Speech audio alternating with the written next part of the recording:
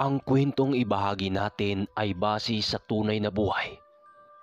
Karanasan ito ng lolo ng tagapakinig natin. Itago na lang natin siya sa pangalang Gani. Taong 1995, Lambunaw, Iloilo. Itong mga panahong ito, nakatira sa medyo liblib na baryo, itong si Gani. Pag-aani ng mga mangga ang kanyang trabaho. Wala na siyang mga magulang dahil pareha na yung yumao. Ayon sa mga nakakilala kay Gani, nasa 40 anyos na ang ina nito nung isinilang siya sa mundo. Pagtungtong niya ng edad 25, wala na yung mga magulang niya. Kaya nag-iisa na lang siya sa buhay. Kapag walang magpaani sa kanya ng mga mangga, ay ang pinagkakaabala naman niya ay ang pag-alaga ng mga manok na siyang inilaban niya sa mga pasabong. Ayon sa kanya, hindi na mabilang ang talo niya sa sugal, ngunit hindi pa rin niya naisipang tumigil sa pagbabakasakaling darating ang panahon. Siya naman ang magpapanalo at makilala ng taong bayan. Dahil sa lapitin siya ng kamalasan, kaya lahat ng kita niya sa pag-aani ng mangga nauubos sa pagsasabong. Kung saan-saan lugar na rin siya nakarating noon para lamang bumili ng iba't ibang klase ng lahi ng mga manok. Pero walang pinagkakaiba, talo pa rin siya sa tuwing inilaban niya ang mga ito. Dumating na nga sa puntong halos naisipan niyang bumuo ng grupo sa sabungan upang mandaya sa mga laban. Pero sa tuwing naiisip niya yon, natakot siya sa pwedeng kahinatnan ng kanyang buhay. Sa paglipas ng mga taon, halos tumanda na kung tingnan itong si Gani kahit nasa 27 pa ang edad nito. Wala siyang ibang ginawa noon kundi magtrabaho at pagsapit ng araw ng linggo, nandun siya sa sabungan. Pero kahit anong gawin niya, bigo siyang manalo sa sugal na yon. Marami na siya noong inilaga ang mga manok sa kanilang lugar. Gawa nung kung kani-kanino siya bumili ng mga manok para ikukondisyon. Sa sobrang pagkaabala niya noon sa ganong bisyo, ay halos hindi na niya naalagaan ang kanyang sarili. Kung titingnan mo itong si Gani, mapagkamalan mo itong isang ermitanyo. Mahaba ang balbas at mga buhok. Isang araw, habang abala siya sa pagpapakain ng kanyang mga manok, pinuntahan siya ng may-ari ng tindahan sa kanyang bahay na kanyang pinangutangan ng pera niyang pinangsusugal. "Hoy, Gani, yung utang mo kailan mo ba babayaran yon? Isang buwan na kaming naghintay sa iyo ha. Ang sabi mo, nung umutang ka bukas na bukas din babayaran mo. Pero ano na ngayon? Lagpas isang buwan na. Gani, kapag hindi mo nabayaran yung utang mo, kukunin ko itong mga nakatali sa mga bakuran mong mga manok." Wika ng may-ari ng tindahan sa baryo. "Wag naman ho, Aling Guillerma. Yan na nga lang ho ang mga tandang ang pag-asa kong makapagbayad sa utang ko sa iyo eh. Kukunin niyo pa. Sa susunod na linggo, babayaran din kita kapag nanalo ako sa sabong." Sagot naman nitong si Gani.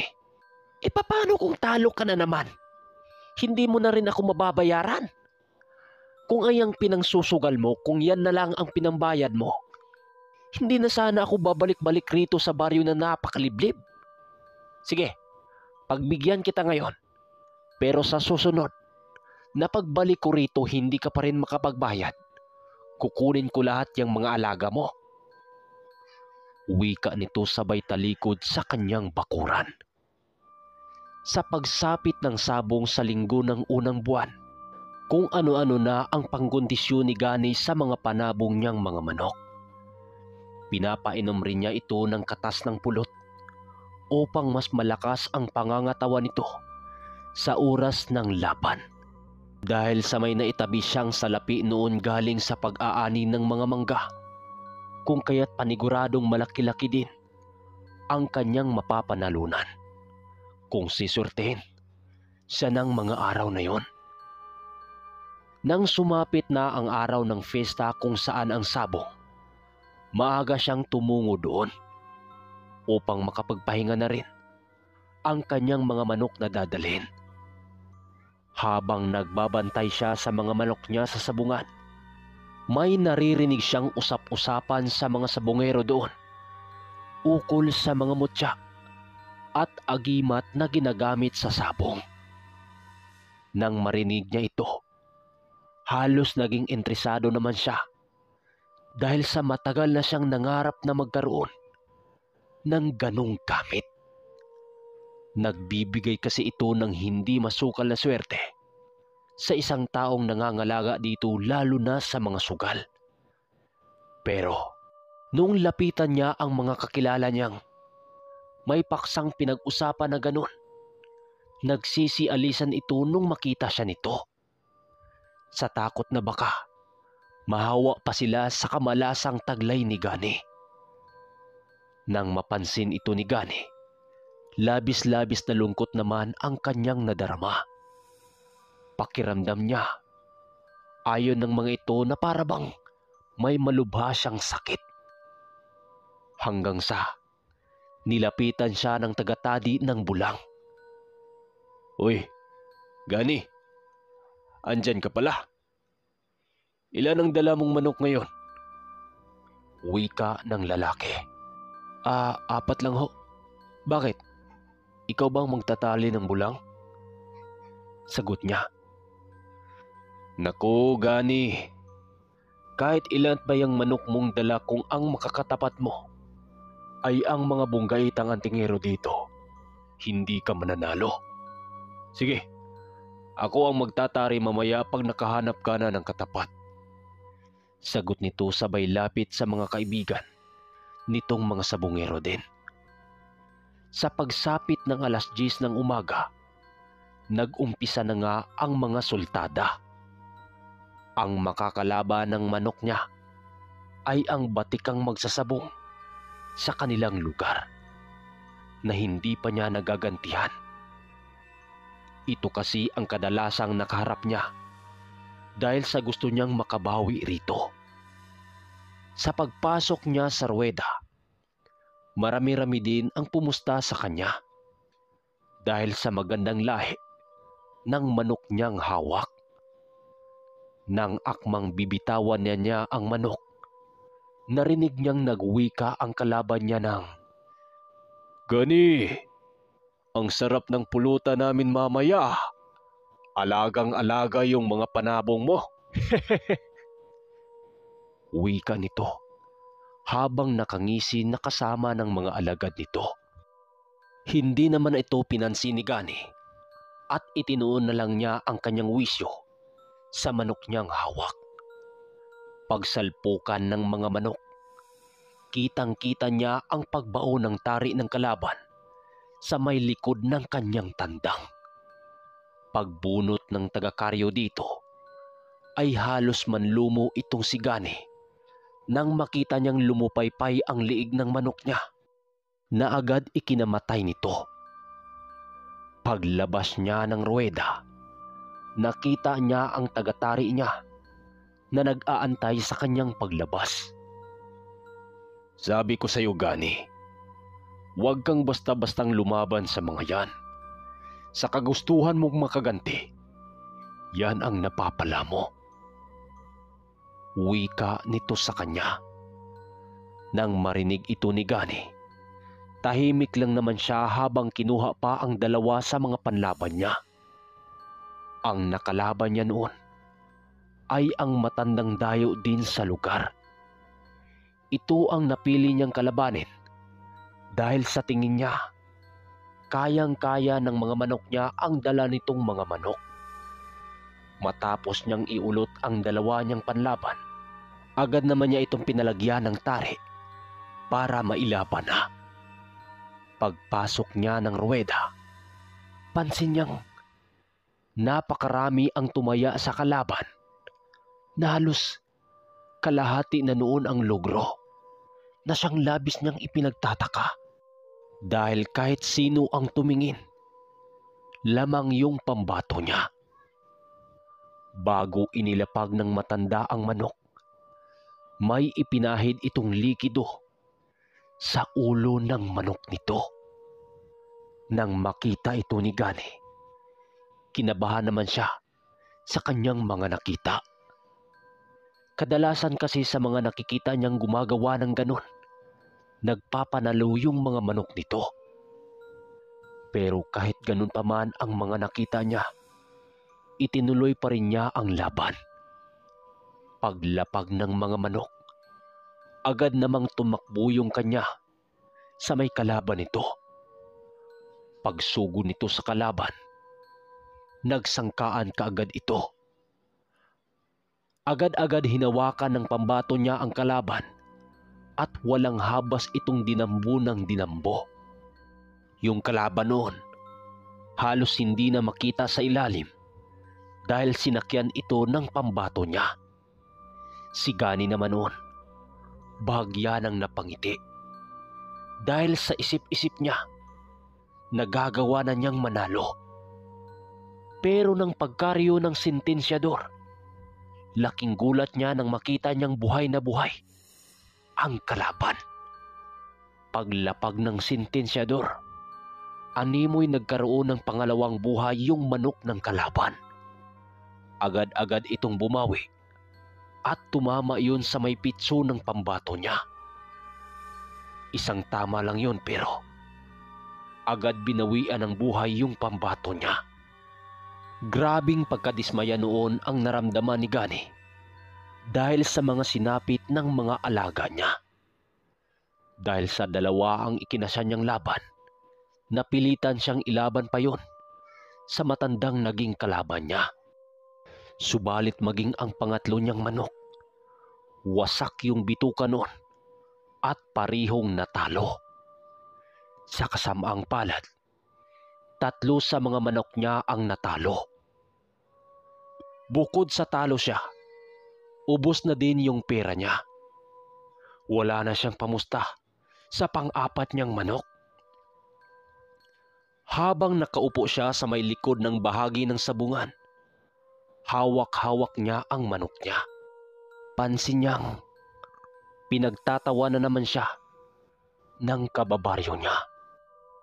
Kaya lumipat siya ng pwesto noon, malapit sa may tindahan ng mga inuming nakakalasing. Habang nakatambay siya doon, ay iniisip niya ang mga pinag-utangan niya. Labis-labis naman ang kanyang pagsisisi sa kanyang perang ipinatalo sa sugal. Hanggang sa inalok siya noon ng isang lalaki na isang kondisyon. Ayon dito, ilaban nito ang kanyang manok at sila na ang bahala sa pamusta. Dagdag pa nito na kapag nanalo ang manok niya, bibigyan siya nito ng parte sa pambato niya. Nang marinig ito ni Gani, pumayag naman siya dahil sa isip-isip niya, malaki-laki din ang magiging parte niya kung mananalo nga yung manok niya. Pero makalipas ang 1 oras, ay sa kasamang palad ay tabla ang laban. Kaya yung manok niyang namatay, ibinigay sa kanya pabalik ng lalaki. Sumapit ang hapon. Nasa 5:00 na yon ng hapon. Naglalakad siya noon pabalik sa kanilang lugar. Pagod na pagod siya noon at halos nanghihina na siya sa gutom. Tapos ubos yung salapi niya. Habang binagtas niya ang daan, may nasipat siyang isang matandang lasing na biglang nasubsob sa daan. Akala niya nadapa lang yun pero paglapit niya dito, humihilik yun. Natutulog pala yung matanda. Napatingin-tingin si Gani noon sa paligid at pansin niyang walang kabahay-bahay sa lugar. Iiwanan na sana niya ito sa daan. Pero napagtanto niyang baka ano ang mangyari sa matanda. At isa pa, lasing yon. Paniniguradong makatulog yun sa daan. Magdamag. Ang ikinibahala lang nitong si Gani, baka madaanan din ito ng ibang lasinggo at saktan o ano pang gagawin dito.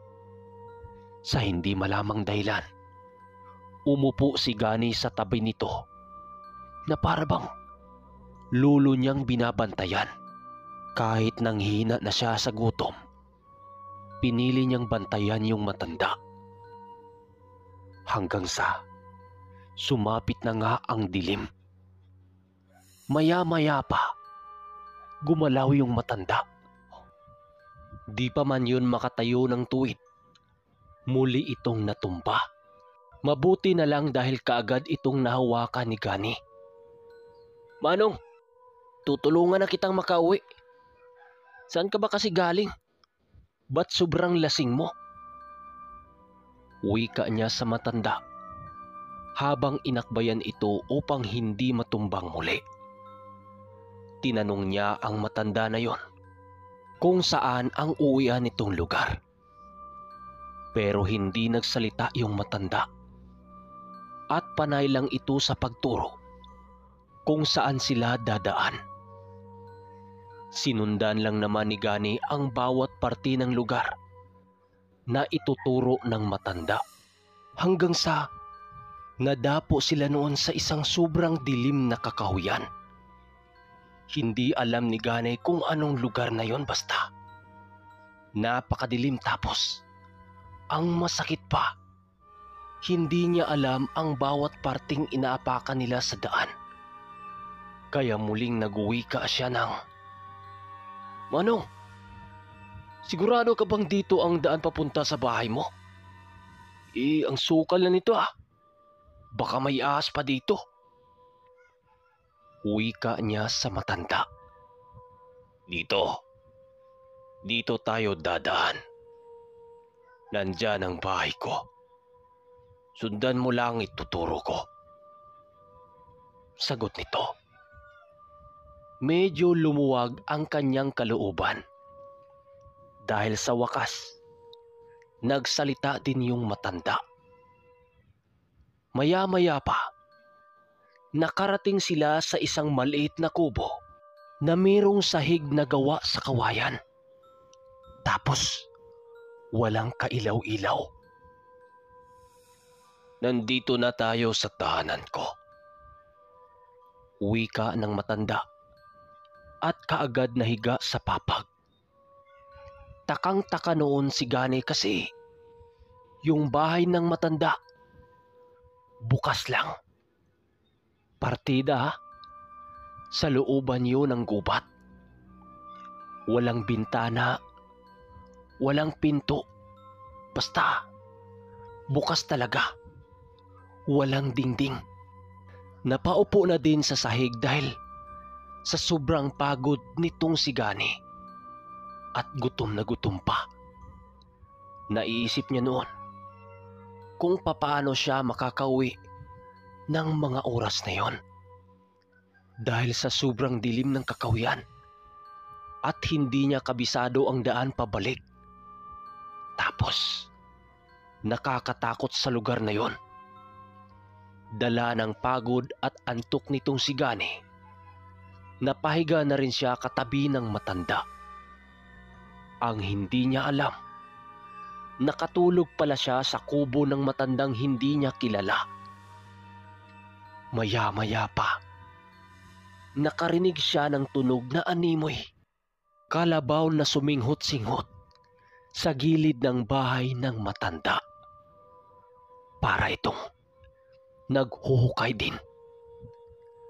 Dahan-dahang sinilip ni Gani kung ano ba yon. Pagtingin niya, isang napakalaking anino ng kalabaw ang sinusuwag-suwag yung lupa. Tumigil ito sa pagsuwag sa lupa nang maramdaman itong nakatitig din si Gani. Umangat ang ulo nun at tumitig sa kanya. Nagliliwanag ang mga mata nito sa dilim na kulay asol. Akala niya nakatayo na yon.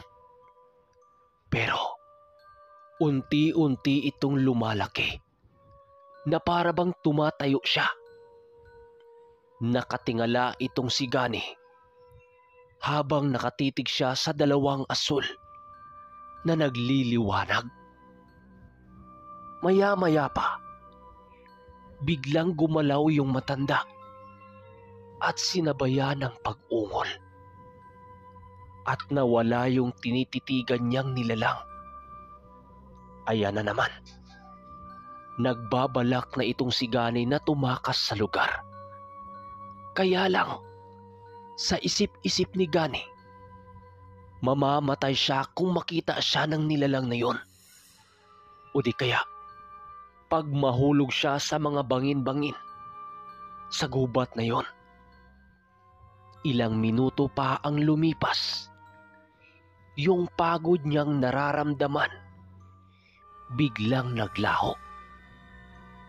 Sa isip niya noon, ano bang ginagawa niya sa lugar na yon? Pero nangingibabaw ang awa niya sa matanda. Pumasok na naman sa kanyang isipan kung papaano tumira ang matanda na yun doon. Bukod sa malamig, nakakatakot. Marami ding lamok.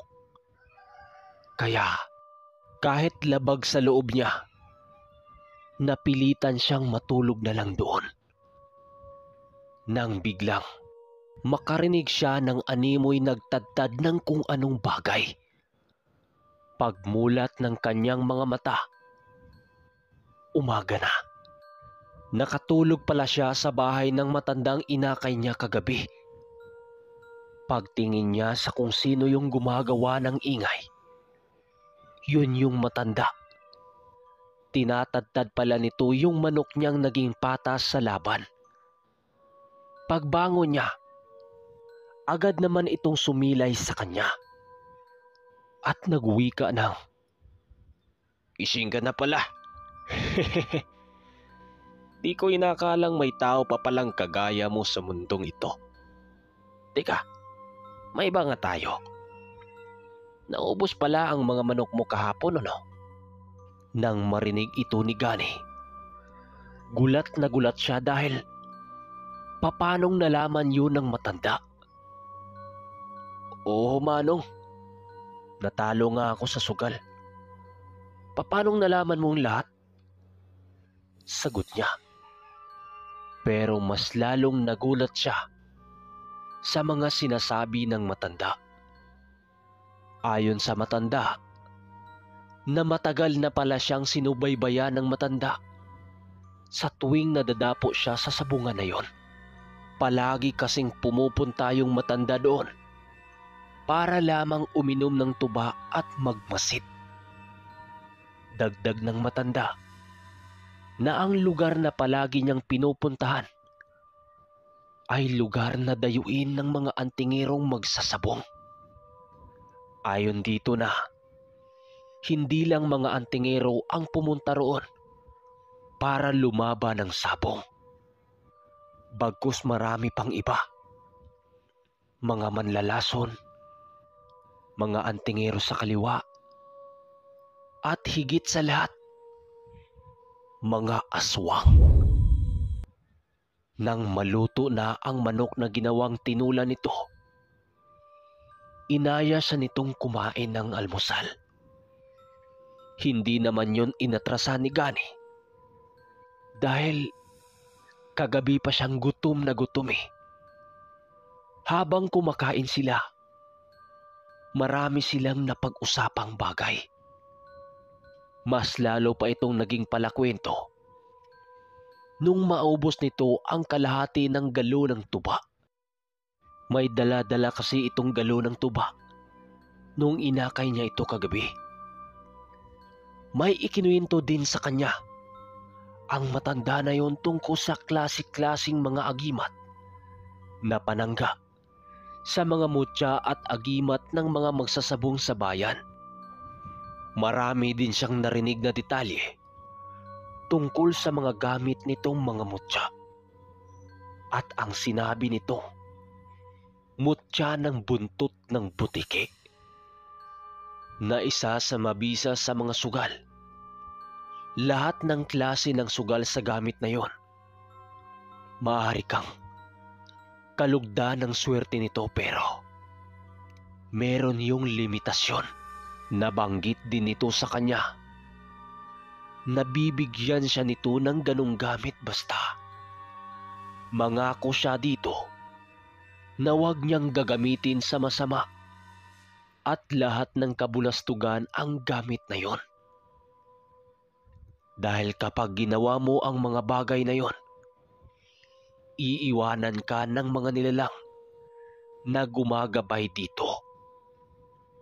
At ang pangalawa, dapat wala ka ring kaaway na kapwa mo tao. At dapat walang tao ang may galit sa iyo. Hindi ko pa ito sa ngayon ibibigay sa iyo. Kinakailangan pa ng ilang panahon dahil may proseso pa akong gagawin sa bagay na ito. Huwag kang mag-alala. Tutulungan kita, Gani. Sabi sa kanya ng matanda. Matapos nilang kumain, nagpaalam na si Gani sa matanda. Dahil may mga alaga pa siyang pakainin.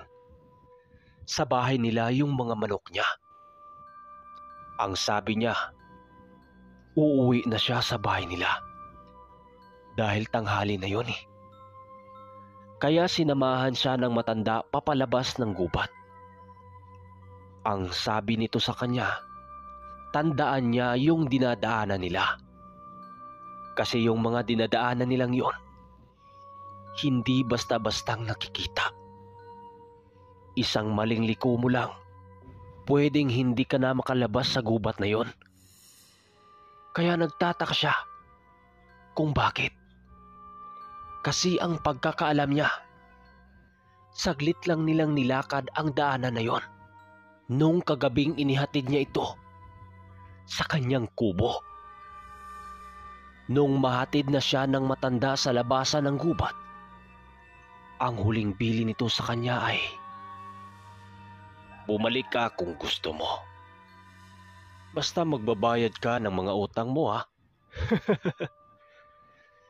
Sabay naglakad ito pabalik sa gubat. Pakiramdam ni Gani, ang sarap ng pakiramdam niya nung mga oras na yon. Para bang kadugo lang niya yung matanda. Iba kasi ang lukso ng dugo niya eh. At saka ang aliwalas ng pakiramdam niya. Kaso lang yung paglalakad niya, parang sobrang tagal naman ata. Kasi nung gabi nung inihatid niya ito doon, sandaling-sandali lang silang nakarating. Pero bakit ngayong sulo na lang siya? Parang napakalayo naman. Nung makauwi na siya sa bahay niya, unang inasikaso niya ang mga manok niya. Kasi tinatanghali na yon. Hindi pa niya napatuka. Lumipas ang mga araw. Linggo. Nagpasya siyang ikondisyon yung 3 niyang manok. Kasi nagkaroon ng malaking pasabong sa mismong baryo nila. Hindi basta-basta ang sabong na yon. Dahil malaki ang papremyo kung mananalo ang 3 mong manok. Samot-saring bunga ng kahoy ang ipinakain niya sa mga alaga niya. Dahil yun lang ang alam niya. Pagsapit ng araw ng sabong sa kanilang lugar, inilagay na niya sa mga bayong yung mga panabong niya. Pero bago siya pumunta ng sabungan, sinadya pa talaga niyang pumunta sa bahay ng matandang nakilala niya. Kaya Maaga siyang umalis sa bahay niya para hindi siya tanghaliin sa sabungan. Pagdating niya sa daan kung saan sila dumaan ng matanda, agad naman niyang tinungo ang daan na halos natatabunan na ng mga damo at maliliit na puno. Paglapit niya dito, agad naman niyang hinawi ang mga nakaharang na mga talahib doon. Nang makita na niya ang daan, agad-agad niyang pinasok at binagtas ito papunta sa kubo ng matanda. Habang binabagtas niya ang daan, napakatahimik ng lugar na yon. Purong mga huni ng ibon lang at mga kulisap ang naririnig niya sa daan. Lumipas ang lagpas kalahating oras. Nasipat na nga niya yung kubo ng matanda. Nang makalapit pa siya ng husto dito, nakita niyang nakahiga sa papag ng kubo yung matanda habang tulog na tulog. Kaya ang ginawa niya, inilagay niya sa lupa yung mga bayong niya. Umupo siya sa papag ng kubo, malapit sa kahinagaan ng matanda. Habang nakaupo siya at naghintay magising ang matanda, sinipat niya ang buong paligid. At doon niya napagtanto na may malaking puno ng akasya pala ang katabi ng kubo ng matanda. Hindi niya ito napapansin nung una kasi gabi yun malay ba niya kung may puno doon? Tapos sinipat din niya yung lugar kung saan niya nakita yung nilalang na nakita niya nung gabing nadapo siya dito. Pagbaling niya sa kinahigaan ng matanda, wala na yun dito. Kaya bigla siyang nagtaka ng mga oras na yun kasi katabi lang niya yung matanday. Tapos biglang nawala. Nang biglang makarinig siya ng tunog ng baso sa kabilang banda niya, pagtingin niya, yung matanda na yon. Kumuha pala yun ng baso sa likod at ang tubang nasa galon. Pero imposible namang hindi niya yun mapapansin kasi nasa tabi lang niya yun. Kamusta ka na, Gani? Naparito ka. Anong sadya natin? Bungad na wika ng matanda na itago na lang natin sa pangalang Lolo Tasyo. Mabuti naman, Lolo Tasyo. Naparito ako dahil nais ko sanang isasama kita sa labanan ko Sasali kasi ako sa malaking pasabong ngayon sa kabilang bayan. Wika nitong si Gani. Nako, mali ka ng tsimpo, iho. May lakad ako ngayon Hindi ako makakasama sa'yo. Matanong kita, dala mo ba yung mga panabong mo? Sagot ni Lolo Tasyo doon sa kanya. Oo, Lolo. Dala ko nga Sagot naman niya. Di baling di ako makakasama sa'yo. Pero may ibibigay akong espesyal na regalo sa'yo. Antayin mo ako dyan Wika nito. At may kinuha ito sa maliit na aparador niya. Maya-maya pa, nasipat niya ang hawak nito. Animoy isa itong tuyong buntot ng kung anong hayop. At sobrang kintab nito na sa animoy, naging bato na ito.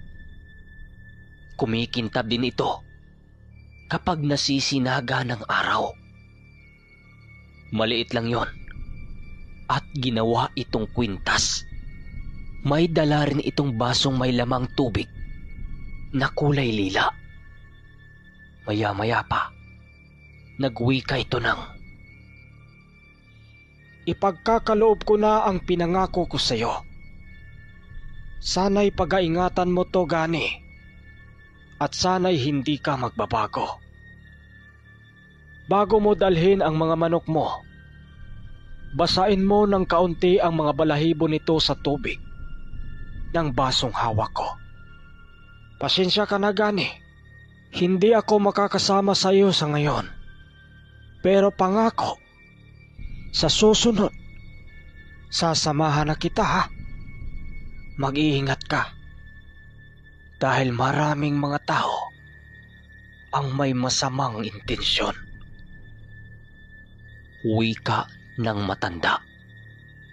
Matapos nilang mag-usap, nagpasalamat naman siya dito. Makalipas ang mga minuto, dahil sa tumangging sumama sa kanya ang matanda, kaya mag-isa lang siyang tumungo sa sabungan. Makalipas ang halos 1.5 oras, narating na nga niya ang sabungan at agad siyang nagpalista doon upang makasali na siya.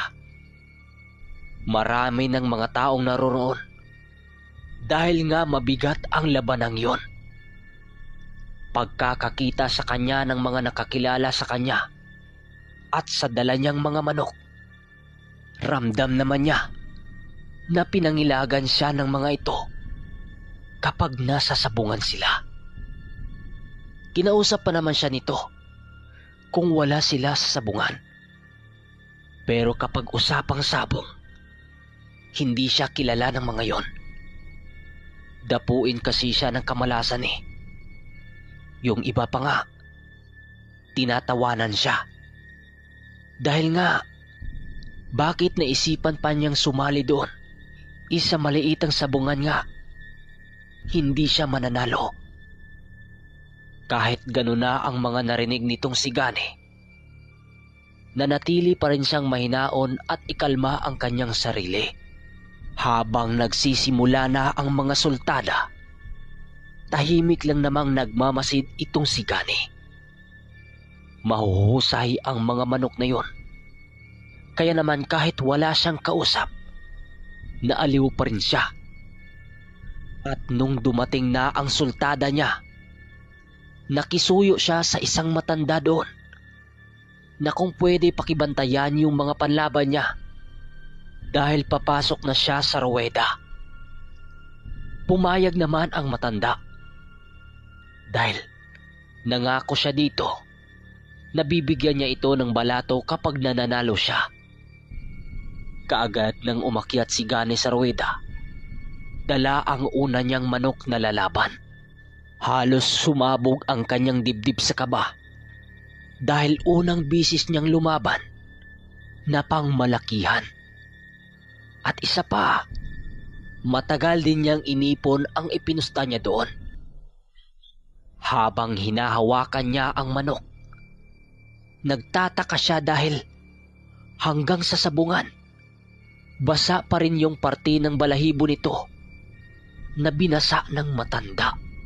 Dahil sa kilala siyang halos walang naipanalong manok sa maliitang sabungan, kaya naman matikdihado siya.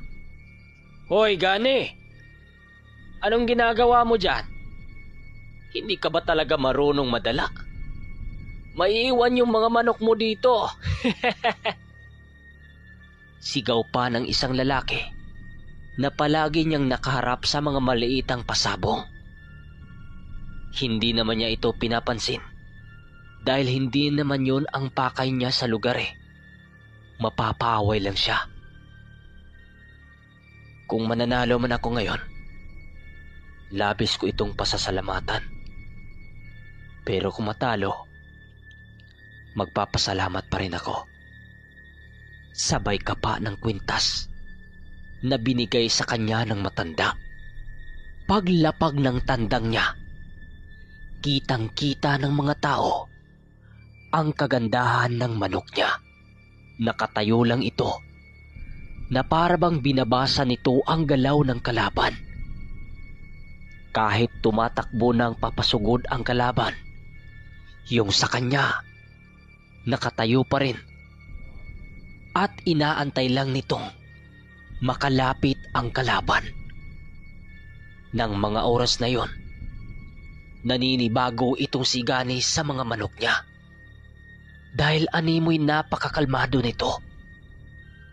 Pero nung lumipad na ang kalaban para umatake, sinalubong ito ng manok ni Gani habang napapailalim. Pagbagsak ng dalawang manok sa lupa, nanlaki ang mga mata ni Gani.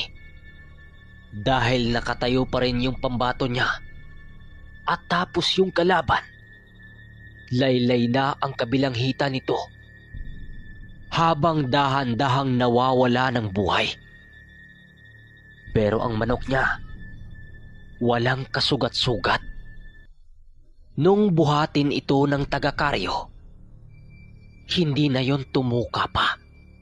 Kaya sa kauna-unahang panalo nitong si Gani, halos maglupasay siya sa tuwa.